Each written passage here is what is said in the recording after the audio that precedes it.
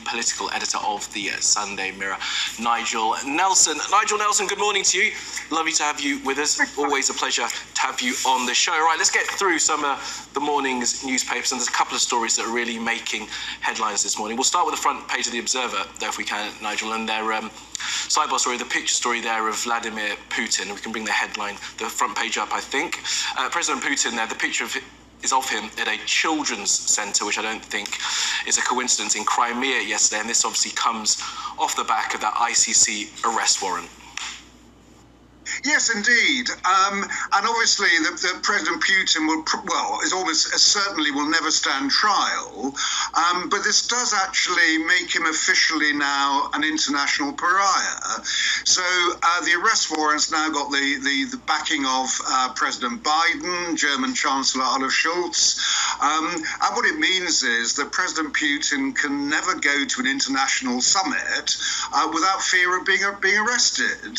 So, I think that certainly this arrest warrant has clipped his wings, even if it will never actually bring him to justice. Yeah, and clipped his wings is right, because it's going to kind of slow his roll somewhat. But we've seen this morning, Nigel, and you will have noticed it in our reporting. He's popped up in Mariupol, or so Russian state media tells us, driving around a city in the dark, as we're seeing in the pictures now, and then being filmed walking inside a theatre. And as I said earlier when we were looking at these pictures, the fact that he's gone to a theatre in Mariupol cannot be lost on anyone who's been paying attention to this war, because of course it was a theatre that was bombed with the words children written outside in the early days in the city of Mariupol. Yes, and this is sort of President Putin's kind of two fingers to the arrest warrant. But what it does show is, I think that it may actually backfire a bit on him. Because what it is showing is he can only ever travel into Russian-controlled territory, whether that's in Ukraine or in his own country. What this does mean is he can't actually go anywhere else. And so, as far as sort of negotiations on the world stage, President Putin is a bit stuck. Obviously, China he can get to, but beyond that, it's going to be very difficult for him. And of course, we all hope that the Ukraine war will end very soon, but the arrest warrant won't. That'll just stay in place. Yeah, the arrest warrant is going to stay, and I'm pleased to say, viewers, that we are now joined as well by Badisha Mamata. Badisha, good morning to you. Some technical gremlins, I think, stopped you from being with us at the very top of the paper review. I know you're across exactly what's happening, and we're going to pick up with you now and just get your thoughts on what we've been discussing so far. Front page of the Observer, President Putin. There's a picture of him, as I said, in Crimea, but he's gone to Mariupol this morning as well. As Nigel was saying, it's made him more of an international pariah than he already was, clipped his wings slightly. And it's going to limit his efforts to travel. I think he had plans to go to South Africa later this year.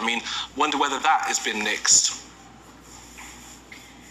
Surely it must have been nixed at this point. He's not just a pariah. His actions, including sort of touring grandly around this port city of Mariupol, 13 months into the invasion, into the annexation, have caused a sense of moral disgust in the entire world community. This call from the ICC, the International Criminal Courts, to have him arrested, it's not just a legalistic maneuver, it is finally a kind of statement that the entire international community is making to say that we are so appalled by what you've done. I don't know if you're ever going to see imagery of him being led away in handcuffs. And those last comments are exactly right, which are that, yes, on the one hand, he's very prone to making these macho statements of, I don't care, I'm doing exactly what I want, this is all just Western imperialist interference. And at the same time, exactly as we just heard, he's doing it all within what he believes to be new Russian territory. He's gloating, but within a relatively small arena. Yeah, and the reason I mentioned the South Africa case is because, not to labour the point too much, Badisha, but I think Omar al-Bashir, who was wanted by the ICC, went to South Africa and they didn't send him. So it's going to be a really interesting moment to see whether he takes the visit, and if he does take the visit, what the South African government decides to do at that point. Absolutely, it's a big challenge, and it's a requirement for the South African government to say, okay, this is what we're going to do in the eyes of the world in general. After all, this is not a secret invasion. This is not some sort of stealth annexation or occupation that's happening. It's played out on the world stage for the last 13 months. And so there's a real high stakes element to all of this. And Putin knows that. He certainly This does. is what makes it dangerous, because he knows that this fight is completely and utterly public. He's daring the world community to either sit back and do nothing or to sort of quietly, grudgingly allow him to continue with this outrageous move. Yeah. All right, thank you for that, guys. Let's move on to some of the other stories making headlines. And Nigel, let's pick up this one on the front of the Sunday Express with you. This is about Suella Braverman, who is in Rwanda right now, claiming that asylum flights to Rwanda will begin this summer or even before. Yeah, which strikes me as being hugely optimistic, really. I mean, the first thing that's got to happen is that it's got to clear the appeal court, and they've got to decide whether or not that certain individuals can be legitimately removed. Then we've got the European Court of Human Rights, which is sure to actually make some kind of ruling. And finally, you've got to find an airline that is actually willing to take migrants. I mean, airlines are a bit worried about the reputational damage they would have by taking them over there. And also, it still escapes me how any of this can be compatible with the UN Refugee Convention, which, of course, we're also signatories to. Yeah, so many hurdles in place, but as the reporting suggests this morning in some of the papers, she's trying to get through all of those hurdles and loopholes as she describes them. Right, let's keep moving on because there's plenty of stories to discuss. And Bidisha, I want to pick up this one on the front of the Observer with you, if we can, because next week is going to be a huge week in Westminster. Wednesday is going to be one to watch when Boris Johnson appears before the Privileges Committee, finally televised hearing to defend his role in Partygate.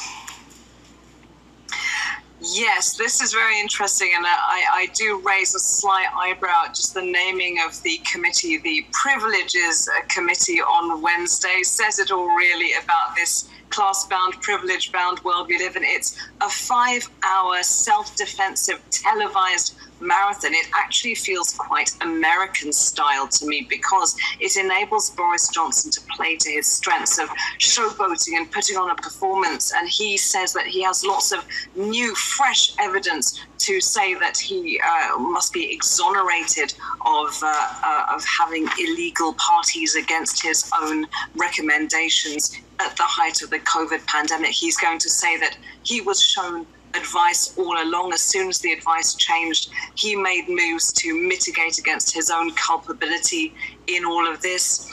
I'm not sure how much the public, or indeed his colleagues, and the colleagues are of course the people who matter. Committees are actually very serious things, despite the way that we hoover them up.